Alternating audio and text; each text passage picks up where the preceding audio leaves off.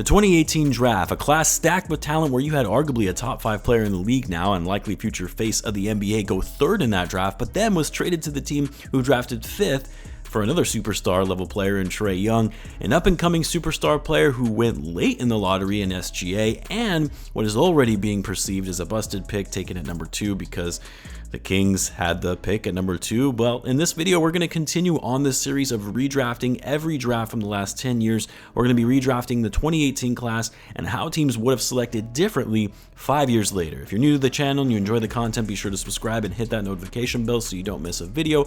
Let's see if we can get the channel to 10,000 subscribers by the All-Star break, and I'll also be doing a jersey giveaway once we get to 10,000. So, going into the 2018 offseason, the draft class itself had some mixed reviews because while a lot of people were talking about Luka Doncic and how an 18-year-old was absolutely dominating grown men in a professional league in Europe, there was still some hesitancy on whether or not his game would translate well to the NBA. Obviously, people knew he was going to be good. They knew that he likely would be a star in the NBA given he was already winning MVPs and titles in Europe at such a young age, but he wasn't considered to be the consensus number 1 pick, which is why he didn't end up going number 1 anyway. Most mock drafts had him going number 2. Very few actually had him going number 3. And aside from Luka, you had this young, high-level shooter that kind of reminded you of Steph Curry with his elite scoring, ball handling, and passing, but his size, like Steph Curry, was a concern. Was he going to be a little too small to make a real impact in the NBA? And then, of course, Michael Porter Jr., who was the number 2 recruit coming out of high school, was projected to be a top 3 pick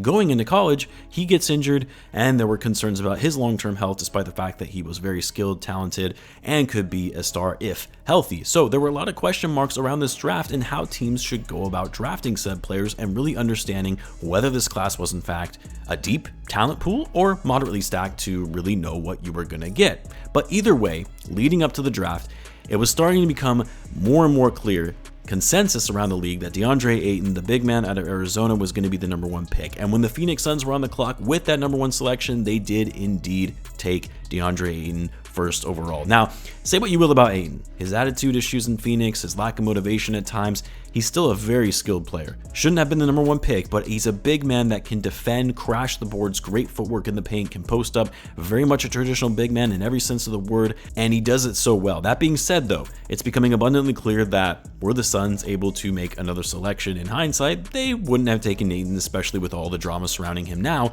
and butting heads with the coaching staff. So instead, the Suns are no question going to take Luka Doncic here with the number 1 pick. I know the fit wouldn't necessarily be ideal with Devin Booker, but at that point, who cares? You're talking about a franchise player, a future MVP, Hall of Famer. He's one of the best players in the league. You're taking the best player available and figuring out after whether that means you trade Booker for a lot of assets because he has a ton of value, or you build around both and see if you can make it work. But yes, for this Doncic, this one is easy, only 23 years old and already a 3-time first-team All-NBA player, 3-time All-Star, 1 Rookie of the Year. No question he goes number 1 in a redraft. With the second pick, this is where the Kings selected Marvin Bagley. Poor Kings fans, man. This franchise can never get things right, although they finally started to play good basketball now. And to Bagley's defense, although he shouldn't have been taken number 2, likely not even a lottery pick, he's not a bad player. He really wasn't used properly in Sacramento. He's had issues with injuries since being moved to Detroit, and he was the number 1 overall recruit in 2017. Like, there was a lot of hype around this kid, but yeah, he wasn't even close to being worth the number 2 pick, and especially when you consider the fact that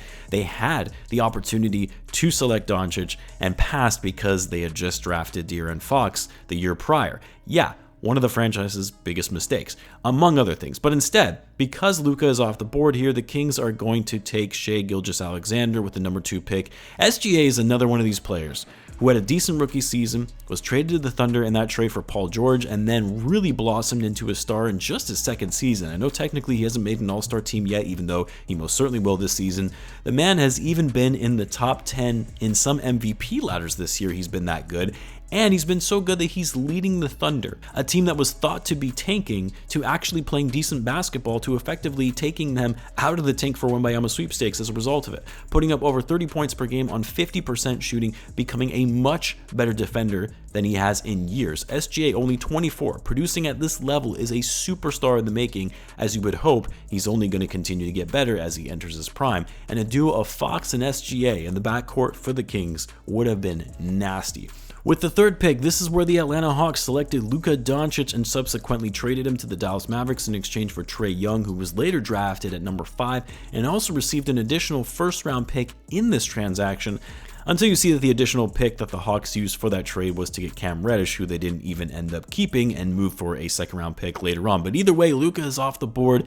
But it's actually not going to matter much because the Hawks are still going to take Trae Young here with the third pick and get the guy that they wanted all along. Like, yes, although Trae hasn't been as good as Luka, and I'm sure if the Hawks had that pick back, they would have just kept Luka Doncic, but Trae Young is still a star player in this league, and the Hawks' best player as of right now, one of the better scorers in the game, and although yes, his defense is pretty bad, he's still one of the highest producing players from this draft class in terms of points per game, assists, box plus minus, and player efficiency rating, so it's an easier selection than you might think, despite the Hawks and their recent struggles over the past couple of seasons. With the fourth pick, this is where the Memphis Grizzlies selected Jaren Jackson Jr., and Jaren Jackson Jr. has honestly been one of the more underrated players from this draft, which sure is weird to say because he was selected 4th overall. Went through a big injury going into his 3rd year that put, his development on hold a bit, but he's turned out into one of the best defenders in the NBA, one of the best shot blockers in the league, and the dude can actually score as well, averaging 16 points per game, so really an effective two-way player. And because he's only 23, he's going to continue to get better and better in being one of the more dominant bigs in the game. That being said though,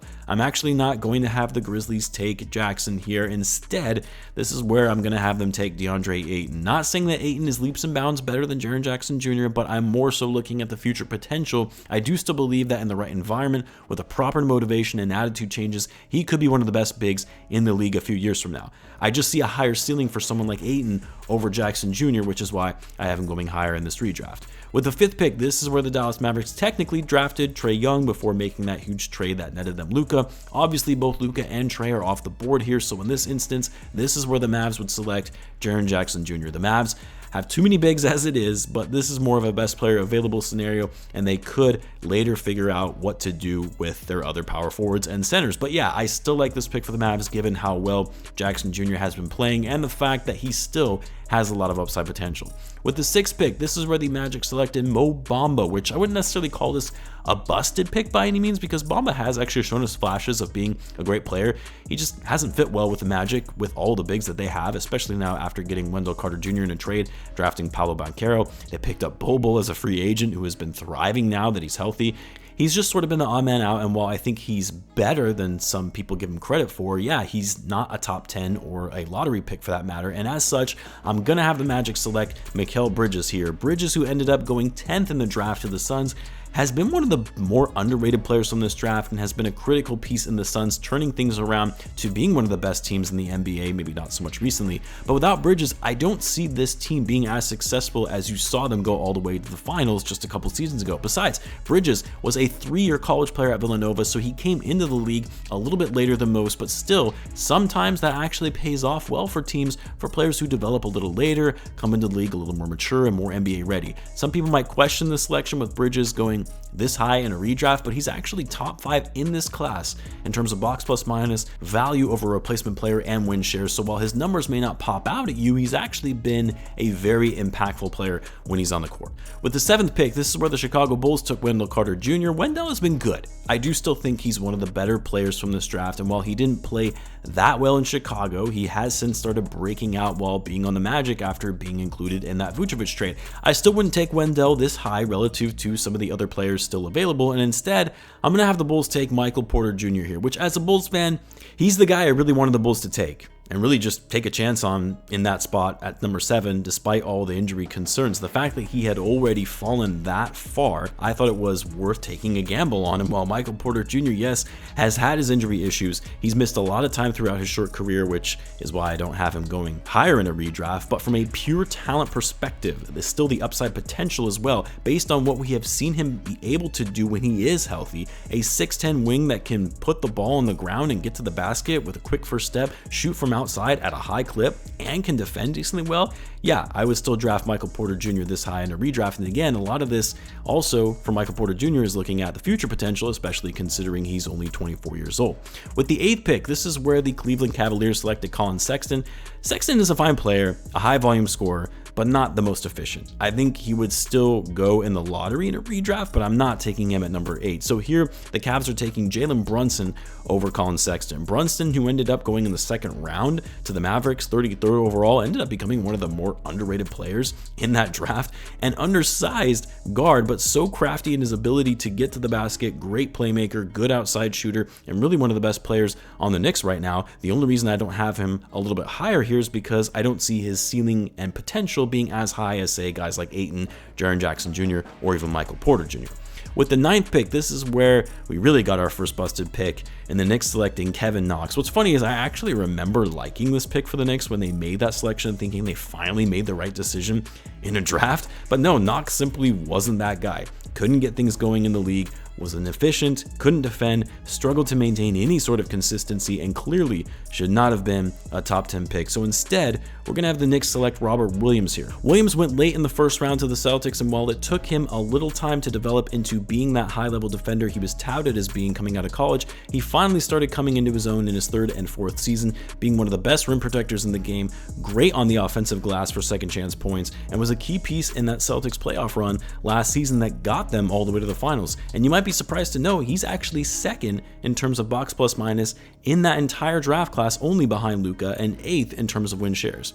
And then finally with the 10th pick, this is where the Sixers selected Mikal Bridges, who traded that pick to the Suns on draft night. Instead of trading the pick, the Sixers are going to keep this and take Wendell Carter Jr. I still think Wendell has a lot of upside potential left in his career. He continues to get better and better with every passing season. He's improved his offensive game quite a bit, including shooting from outside, and I actually think he would have been a good fit on the Sixers coming off the bench behind Joel Embiid, or even starting at the 4 at that time. But there you have it, redrafting the top 10 picks from the 2018 NBA draft. This class is actually much more talented than was initially anticipated, and you can tell by all the quality players even selected through number 10, as opposed to some of the previous redrafts where it became slim pickings by the 9th or 10th pick in terms of who we should actually be redrafting. Check out my previous redrafts. I've got a playlist for all of those. Be sure to subscribe, and I'll see you in the next one.